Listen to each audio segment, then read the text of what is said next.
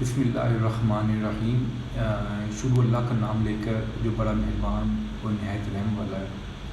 آج ہم آیت نمبر 6 سے آیت نمبر 10 تک پڑھیں گے سورۃ البقرہ کی، اور جو پہلی دو آیتیں ہیں 6 اور 7، اس میں کفار کے بارے میں ذکر کیا گیا ہے۔ ایک اوور ویو اگر آپ کو بتا دے دوں، اور جو 8 اور 9 اور 10 جو آخری 3 آیتیں ہیں، اس میں منافقین کے بارے میں بیان کیا گیا ہے۔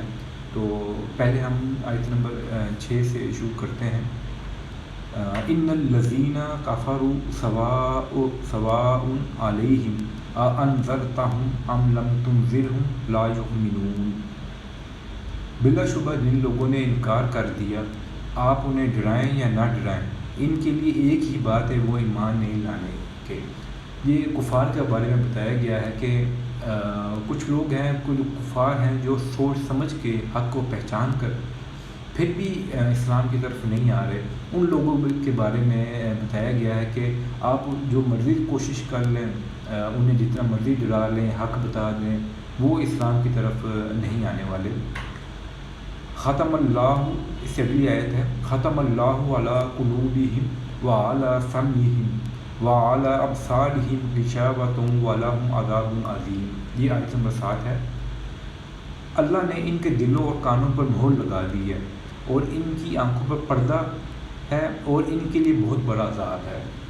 انہی کے بارے میں جن کی پچھلی آیت میں بتایا گیا ہے کہ جو حق کو سمجھ کر پہچان کر وہ صرف وجہ یہی ہو سکتی ہے، کوئی تکبر، ضد، انا، تعصب، کسی وجہ سے بھی وہ اسلام کی طرف نہیں آ رہے، تو ان کے بارے میں ہے کہ اللہ نے ان کے اگر وہ اس طرف آ ہی گئے ہیں تو اب اللہ نے ان کے دلوں اور کانوں پر مہر لگا دی اور آنکھوں پر پردہ ڈال دیا ہے، اور ساتھ ہی ان کے لیے ایک بہت بڑا عذاب بھی ہے۔ یہ دو آیتیں 6 اور 7، ان میں یہ کفار کے بارے میں بتا دیا گیا ہے۔ اب میں 8ویں آیت پڑھنے لگا ہوں، جہاں سے منافقین کا ذکر شروع ہوتا ہے۔ وَمِنَ النَّاسِ مَن يَقُولُ آمَنَّا بِاللَّهِ وَبِالْيَوْمِ الْآخِرِ وَمَا هُمْ بِمُؤْمِنِينَ۔ اور لوگوں میں سے کچھ ایسے بھی ہیں جو کہتے ہیں کہ میں اللہ پر اور آخرت پر ایمان لائے، حالانکہ وہ مومن نہیں ہے۔ اچھا، یہاں پہ ایک بات سمجھنے کی ہے کہ منافقین دو طرح کے تھے۔ ایک منافقین تو وہ کہ جو سوچ سمجھ کر، جن کو حق کا پتہ بھی ہے کہ سوچ سمجھ کر وہ اسلام کی طرف آئے ہیں کہ ہم نے اسلام کا صرف لبادہ اوڑھنا ہے، اور کام ان کے سارے منافقین کی طرح کے یہ کہ وہ ہیں اندر سے دل سے کافر ہی ہیں۔ اور ایک گروہ اور تھا جو حق اس اللہ پر اور آخرت پر ایمان لاتا تھا دل سے، پر وہ کچھ باتوں کو مانتا تھا، کچھ کو نہیں مانتا تھا، نبی کی ہر بات کو فالو نہیں کرتا تھا۔ یہ ان منافقین کے بارے میں یہاں پہ ذکر کیا گیا ہے۔ کچھ ایسے بھی ہیں جو کہتے ہیں کہ ہم اللہ پر اور آخرت پہ ایمان لائے، اللہ اور آخرت پہ ایمان لاتے تھے، حالانکہ وہ مومن نہیں ہے، پر وہ مومن پھر بھی نہیں ہوتے تھے۔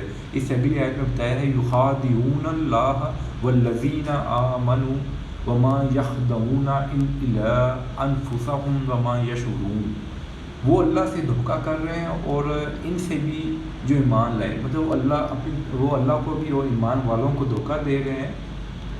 دراصل اپنے آپ کو ہی دھوکہ دے رہے ہیں، پر حق یہ ہے کہ وہ اپنے آپ کو ہی دھوکہ دے رہے ہیں، مگر سمجھ نہیں رہے۔ ان کو عقل شعور نہیں ہے کہ حق کی طرف، وہ اسلام کی طرف آ تو گئے ہیں، پر پھر بھی وہ کچھ باتوں کو مان رہے ہیں، کچھ کو نہیں مان رہے، پوری طرح دین کے اوپر چل نہیں رہے۔